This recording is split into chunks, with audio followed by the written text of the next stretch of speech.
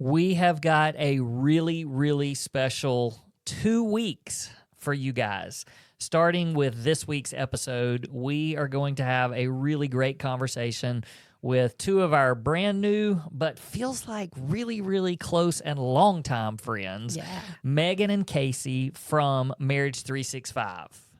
So we are really excited to kick off this week with just some information about their ministry, Marriage365, but also a huge, exciting announcement that's coming out this week with the launch of their brand new book. Yeah, we're so excited to have them, and I think you guys are really going to enjoy listening to them and hearing their hearts and what God has called them to do over the next couple of weeks. Yeah, the reason why it's the next couple of weeks is because we talked quite a bit long, and so we decided to just split it up. We're going to give you guys the first part today, and then next week we'll wrap it up with some really great questions that we asked them about marriages.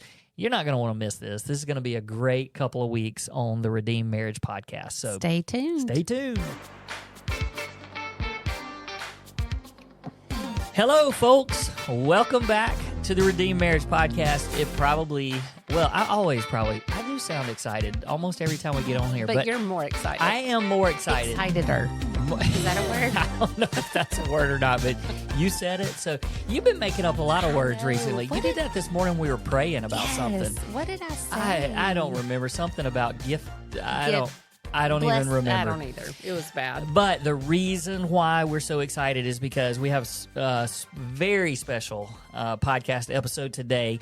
We are actually going to be visiting with our friends, Meygan and Casey from Marriage365. Yay! Yes, so yeah, there it is. So we want to say welcome to you guys. And I want to say, so this is, God ordains all of this, and we know that, but we got a chance to meet Meygan and Casey just a few weeks ago. We were at the Marriage Collective over at WinShape, and, we actually, and we told them this later, we've been following them because we're big fans of them. Absolutely. And so we've been following them, and we check them out on social media and all that kind of good stuff. And then we got to meet them, and we were like, oh, this is so cool. Mm-hmm. And we had so much in common because they're a little crazy, like we're a little crazy. Yep. And so then we found out that when we were going on our big double date that we promoted all summer and had the contest, we were going to their neck of the woods in Southern California. And so the greatest experience, they came and picked us up from our hotel. We went and hung out, had our own double date with them, and it was a blast. And through all that, we started realizing how much we had in common, and we've just fallen in love with this couple, and now we text all the time, and we wish we didn't live thousands and thousands of miles apart. But well, it's probably best that we do because we found out that we are all exceedingly competitive. That is so true. Oh, yes. So just a little game of basketball and skee ball proved that. Yeah, it sure did. There were some words exchanged. It was, it was. And for everyone listening, Rusty ended up being the winner, the champion, and he beat us all. That's gonna be the clip. We're gonna have that as a clip this week in social media. Just play it over and over Rusty and over. Is the champion. I love it. Rusty is the champion. Yeah, just go ahead. You can just say Rusty's the GOAT, the greatest of all. Just go ahead if you want to. I'm just kidding. All okay, right. ready? We'll say it together. Okay, go. Rusty's the GOAT. Yes. What you can't see is the nonverbal eye roll, though. Hey, I knew we invited y'all on here for a good reason. That's right. Okay, so we've got to get into this, though, because I actually told them when we were talking right before this, I said the danger in this is that we could literally talk forever. And so we want to be respectful of our listeners' time and respectful of you guys. Just so grateful for you being on here. But we just want to kick this thing off and let you guys tell our listeners whatever you need to tell us about Meygan and Casey. Who are you? Yes. Well, before we get started, though, I have to say there's 4 very competitive people that are all very passionate about this topic. So That's right. we're going to be talking over each other, I'm sure, at some point. We'll try not to. True. Right. Okay. So Casey and I, we actually met in college. So we're college sweethearts. And it was, we like to say, lust at first sight. We for sure were very attracted to one another. And dating was incredible. It was fun. It was adventurous. It was meaningful. We had so much in common, or so we thought we had so much in common. Yeah. But our differences were very attractive. Like we were also very different. We were very attracted to people who were the opposite of us. Yeah. And so we thought, well, let's do this forever. Let's get married. And that's when the sucker punch happened. Because I thought we were so good at dating. And then we got married. And like everything changed. I don't ever remember being an angry person until I got married. And what we had both done is we had put so many expectations on each other to make each other happy. Between both sets of parents, there's 12 marriages. So, for example, my mom's on her 6th marriage. Wow. So we actually sort of trauma bonded over the idea, like, oh, you know what it's like to be in a broken family. So do I. And we see each other in that. So I think there was kind of this expectation, like, you're always just going to meet my needs. And what we came to find out is that we were probably the least likely to succeed and the least prepared for what does it take to be married? Because dating is different than marriage. Dating is all the fun stuff. Yeah. So as soon as we got married, it turned into a 3-year knockdown, drag out, verbal. I'm sure a couple things got thrown around the house of just angry outbursts at each other. And we literally, like, character assassinations, critical words, shaming. We like broke all the rules out there. Yeah. Yeah. And I like to tell people, like, there's couples who kind of still love each other and they're committed, but that wasn't us. I mean, we didn't even love each other. I had so much seated resentment towards Casey that there was just pure hatred. And I just was not happy with my decision. I mean, I believe that I made the biggest mistake of my life. So long story short, my best friend was like, hey, this is a really big decision that you want to divorce your husband of 3 years. You should go talk to somebody.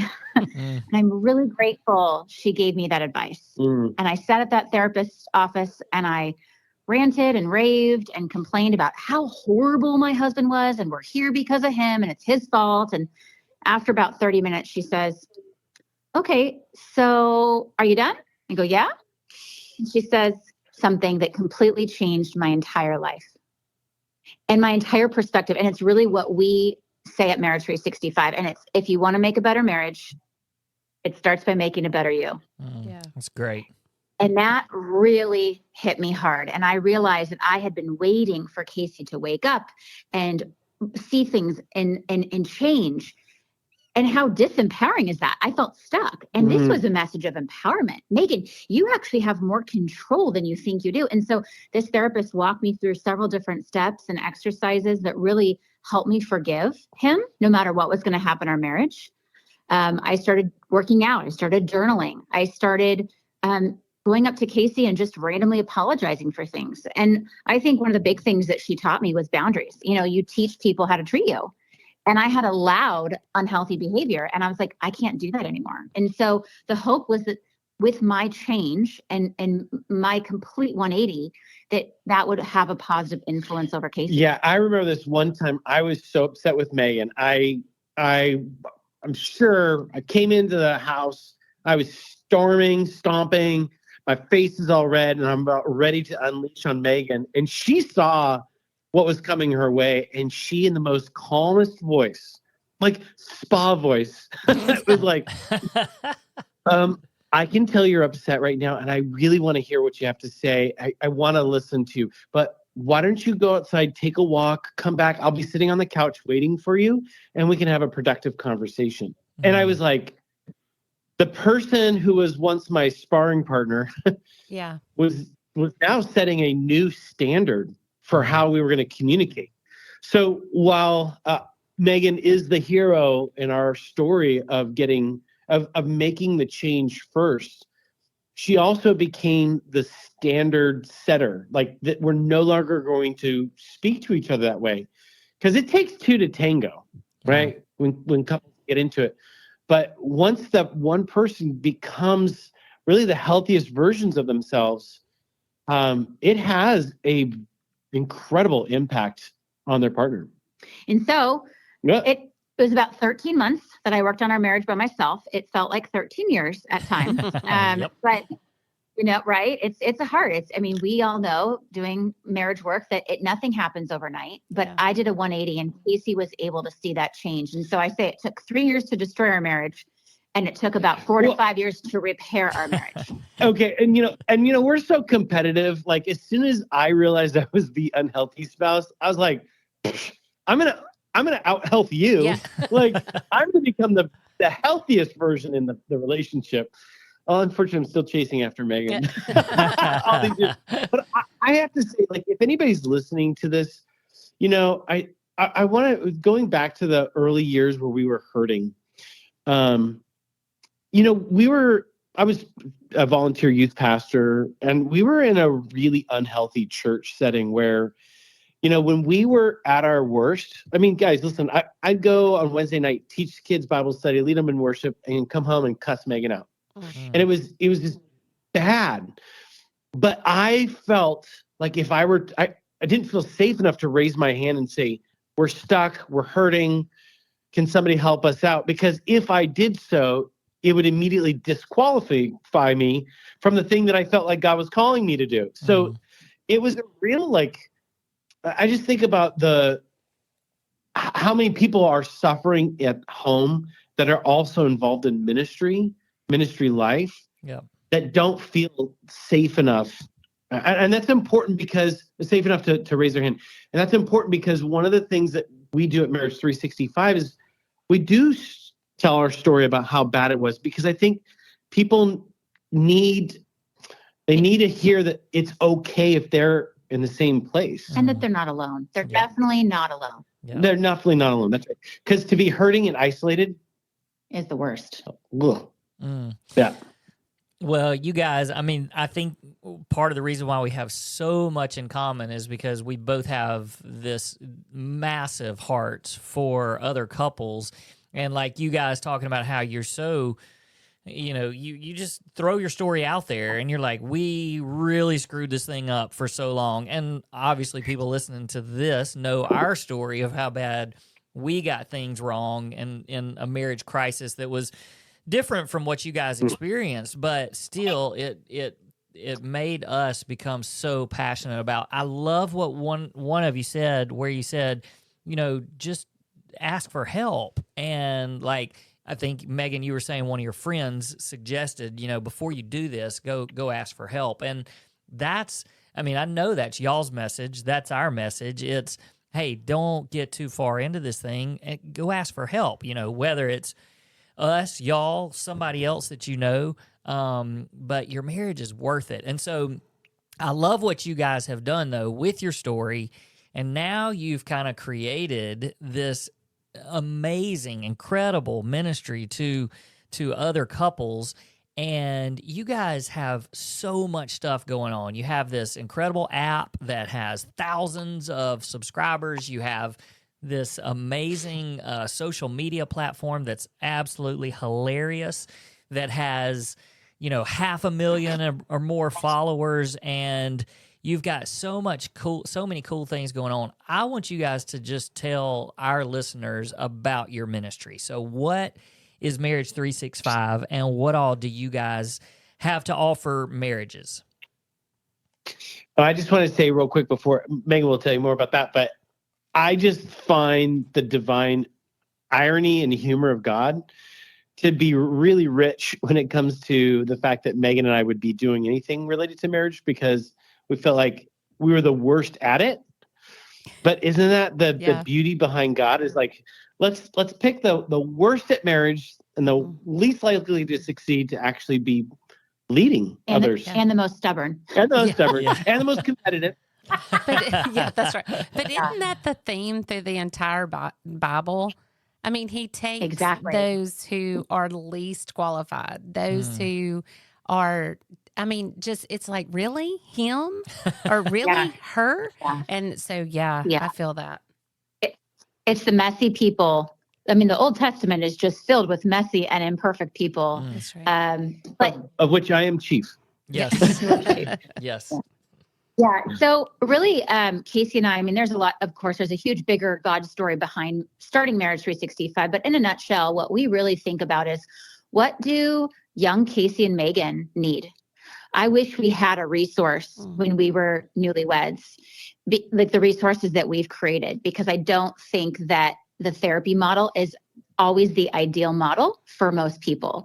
Marriage therapy in general has a very low success rate, and you're very fortunate to find a really solid therapist. And so, we wake up every day and we think, what are next steps for someone who feels lost? What are quick fixes or quick wins? What would be motivating for someone to say, okay, I'm willing to spend 15 minutes on my marriage today because that's all I have. And so we've always tried to be innovators in the marriage space and use technology. And we've been online from day one. And I remember, you guys, in the very beginning, other people doing marriage work going, oh, online, you guys, marriage stuff needs to be in person. And I remember actually getting very defensive, and it kind of hurt my feelings. But then I also remember God's calling to go, no, because that's where the world's going. And we're going to use you, Casey and Meygan, to do this. And so, I think that the reason why so many people are drawn to Marriage 365, it's not necessarily Casey and Meygan. It's more of, I think, our approach to it. I don't want to say we water it down, because it's not watered. It's still really deep and convicting, but it's not heady or therapeutic in the sense where it's like kind of boring, and again, I'm not poo-pooing therapy. I think it's great, but a lot of people aren't big fans of it or will never go. And then it's not like we're talking about, oh, well, we fought about, our socks. It's like, oh gosh, no, we fight about way bigger things than that. And so, yeah, we do this every single day, and we love waking up and helping couples find solutions to their problems. Yeah. I feel like, again, going back to the avatar of poor little Casey and Meygan, they're totally like walked into marriage blind. Casey's laughing at Meygan for going to therapy. Any books that she tried to get for him, he threw away. Like, he absolutely zero emotional intelligence. And I think that's the level that we start at, to really draw people in. But ultimately, over all this, God's Spirit. It's the Spirit of God that's moving through us, that's helping bring these tools. I like to say that everything that we talk about has been stolen and ripped straight from the book of Proverbs, because that's real practical wisdom. I've been in church life 40 years. Yeah, we both were raised in the church. Yeah. And I was always told you need to apologize.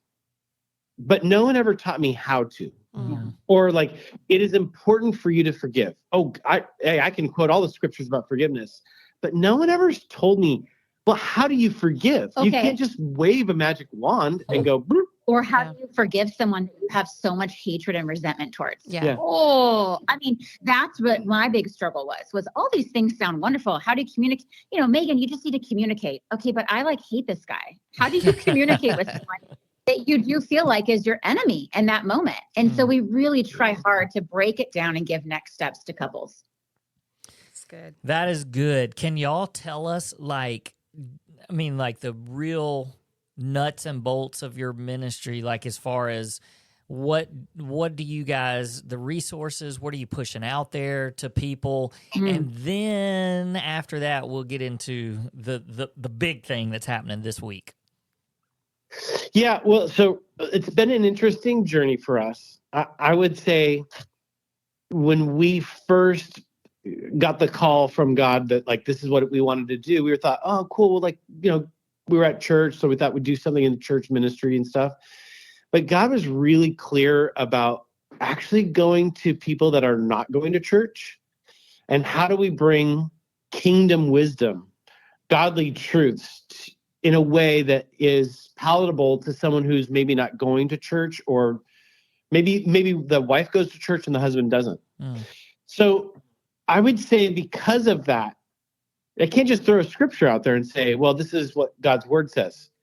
Yeah. Because we have to start from a different place. We have to be really, really practical in nature. So the tools that we've created are very much so like you grab it and it's like very tactical. Yeah. And our number one thing that we do is our app, which I know you mentioned earlier. So it's the Marriage365 app, and we have hundreds, almost thousands of videos, courses, worksheets, date ideas, interviews with experts, people who have gone through things in life and have shared. So it's kind of nice because it's right on your phone, which we all know we're all on all the time. And you can do something that's 3 minutes long, and you could do something that's an hour long. Yeah. It's pretty cool. So that's our number one resource we have. And then, we host marriage retreats. Those are actually really fun. We've got a big one in October 2025. And I hope you guys can fly out because it's in Southern California. Sunny Southern California. Yes. And yes. And we offer coaching and intensives. But yes, there is a pretty big and exciting announcement happening this week. Yeah. Yes.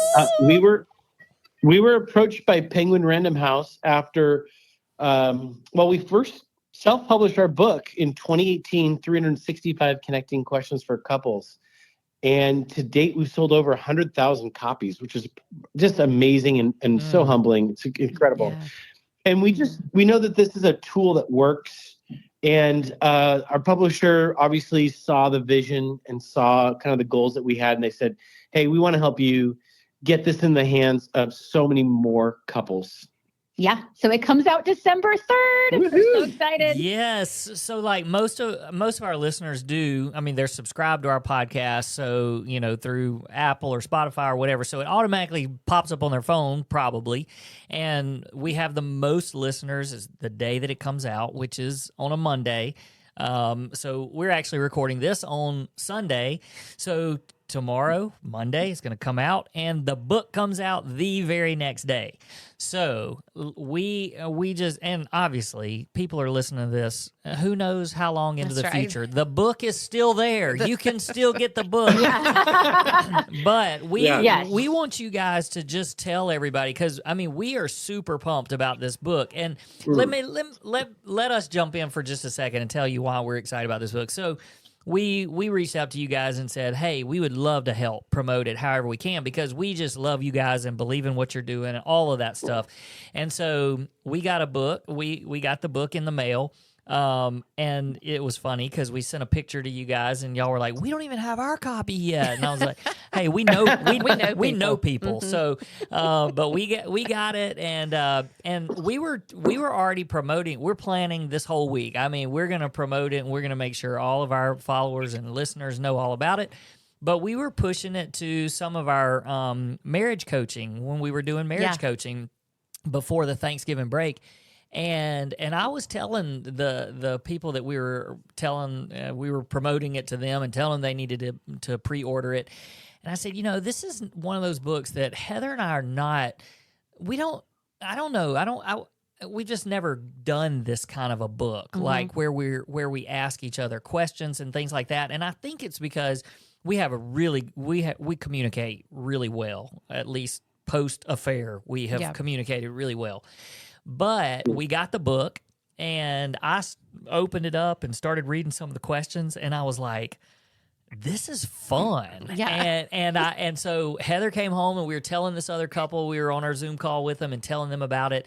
And I said, yeah, I mean, Heather and I haven't really talked about it yet, but I said, I really hope she wants to do it. And she said, oh, I've already looked at some of the questions and I'm excited. We're going to do it. We're going to go through it the whole year next year. So anyway, if you guys want to tell a little bit about it, now that we've said why we're excited about it, you guys can tell how people can find it, what the whole purpose of it is, and let's get everybody pumped up about this book. Absolutely. So we'll make sure that we give you guys the direct link to Amazon. That's probably the easiest way to buy it because it's going to be at Target, Walmart, Barnes & Noble, all the bookstores. But really the idea came from, for years, you guys, Casey would ask me the same boring question. How was your day? Yeah. How was work? How are the kids? What's for dinner? Can we have sex? Like just right? Like over and over and over again. And I'm like, man, we used to have the best conversations. Like I remember a night, you guys, when we were dating and we talked till 5 a.m. in the morning. Yeah. I don't even remember what it was about, but it was obviously interesting enough to continue all night long. And so I think all couples have a desire to want to get to know each other. And Casey met me when I was 18 and now I'm in my 40s. I'm a very different person than when I was 18 years old. Hotter. So, you know, Did he say hotter? He said hotter, like hotter. Like he thinks I'm hotter now, which, hey, I'll take it. Two kids later, right on. That's right. That's right. But, you know, yeah. And so I think also another thing that Casey and I've realized is after a long day of work or with the children, again, the desire is there to want to have these conversations, but we're tired. We're busy. And so it's hard to kind of think of on the spot a question to ask your spouse other than, hey, babe, how was your day? What's for dinner? Again. And so that's really where this book idea came from. Yeah. And it's a vision that says how we communicate with each other is what connects us. And if couples are in very transactional relationships, we're just talking about kids, who's doing what, bills, projects, the connection will feel very shallow and very, again, transactional. In people that live constantly like that can sometimes feel like they're just living like a roommate and they're co-parenting. So what we see a lot of couples fall into is boredom. They're bored with their spouse. They don't know how to ask great questions. And let me just say, even though we wrote this book, throughout the week, we use this book. If you see us on a date night, you will see us with this book because even in that moment, I'm still not going to come up with great questions if I've been, a full day of meetings or, making decisions. Decision fatigue is a real thing. The mental load of mothers is a real thing. So the book is a kind of a one of a kind. It's a tool to get the conversation started, to go deeper than just, how was your day? How was your day? Yeah. And I think you guys, there's a real reason why husbands are drawn to this, because oftentimes marriage books and marriage authors really gear their books towards females. 90% of marriage book purchasers are female. 90%. Wow. And that really bothered Casey and I from day one. Yeah, where's the boys, huh? Yeah. If you're married to a man, don't you want your man to either read the book or at least be open to hearing about the book? And so oftentimes men are very turned off by marriage books. Yeah. And again, that's because they're geared towards women. And so we really wanted to create a book that was also geared for both men and women. And I think that that's where the power is, because if both are on board, imagine what kind of conversations these couples will have. Yeah, you don't have to be an emotional genius. You just open up to the question of the day, ask it, and then couples can find themselves in hours of conversations. And I think the other thing that's interesting about having an external prompt, so couples have to be talking about their sex. They have to be talking about money. They have to talk about boundaries. But if you bring that question up, whether it's on a date night or on a road trip, I think what happens is people start to go, well, what's the question behind the question? Yeah. Like, what's the motive? Like, why are you asking that question? Okay. Let me actually give you an example. This is a question in the book. Do you think that your parents and family show you respect? Why or why not? If I went and asked that to Casey, and his family is pretty dramatic, instantly he could get triggered to be like, wait, what do you mean by that? Did you see them disrespect me? Are they gossiping about me? Or defensive. But get defensive about it. Yeah.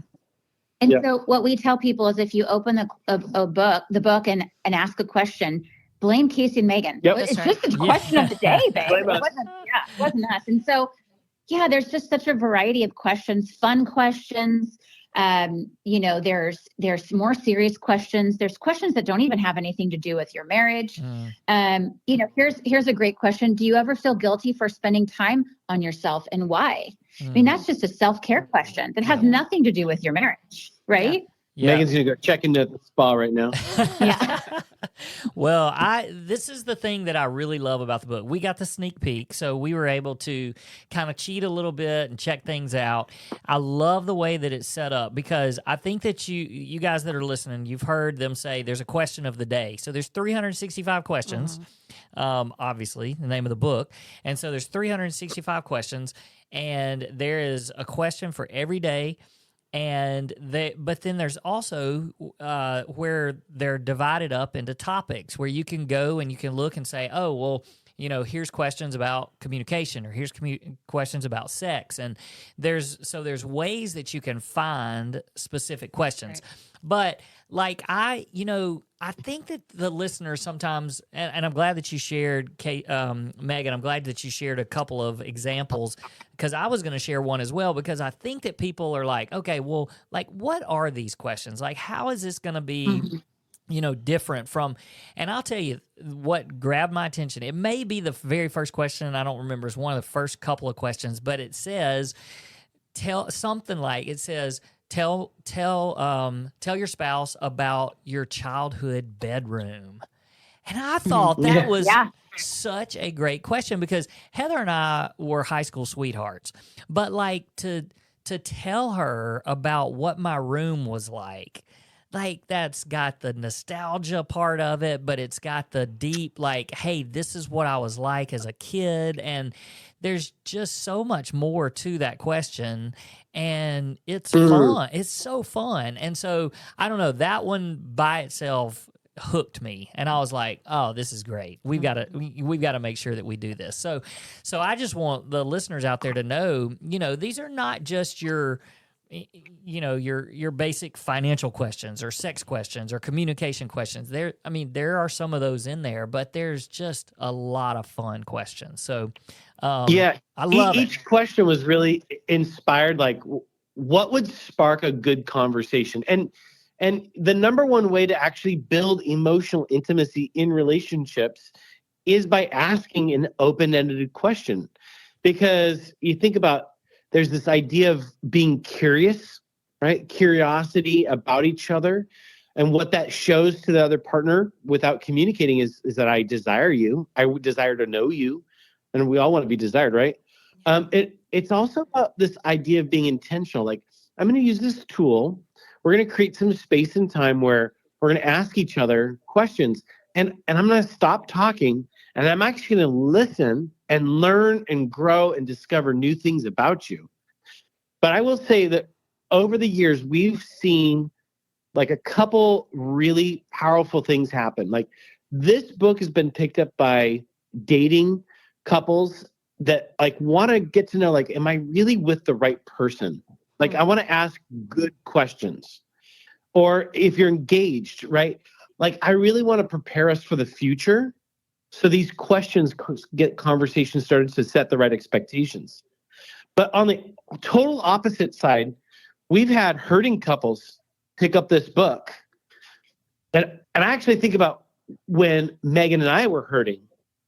I wish I had some sort of prompt like the bedroom conversation that got Meygan and I talking, not about our pain.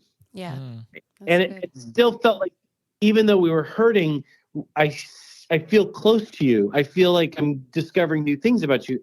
And that right there can spark desire for each other again, even. Casey, I love that so much, because we do talk to so many couples that just feel like they're stuck in this rut, especially if there's been betrayal. A lot of people are connected to our story because they've been through some type of infidelity or trust issues, betrayal, and they get stuck to where every conversation goes back to the hurt and the pain. Yeah. And just to hear you say, like, this gives you something new and a way to connect with your spouse that's not looking through the lens of betrayal every single time. That's good. So, yeah, I love that. Such a good point. Okay, I want you guys to tell our listeners. So today, if they're listening the day this podcast comes out, it's Monday. So it's still time that you can pre-order.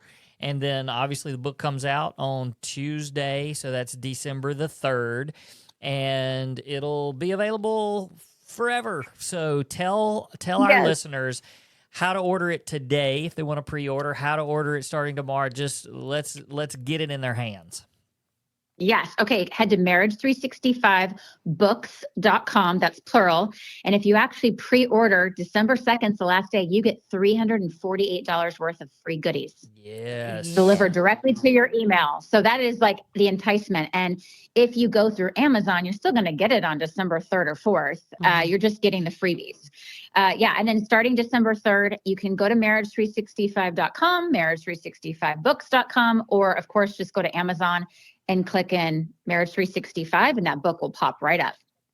Okay, so to get the free goodies, they need to order today, December 2nd, right?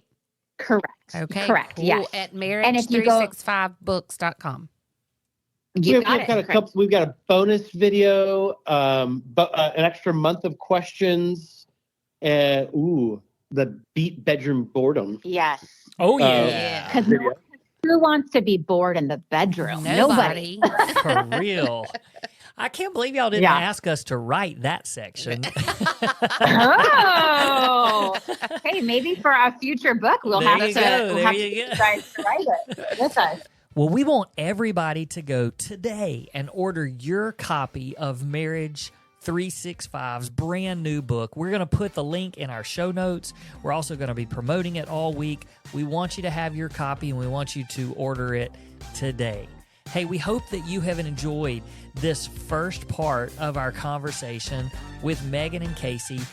And we're going to make you wait a little bit, and we're going to pick up with the second part of our interview where we ask them some really cool questions about marriage next week on the Redeemed Marriage Podcast.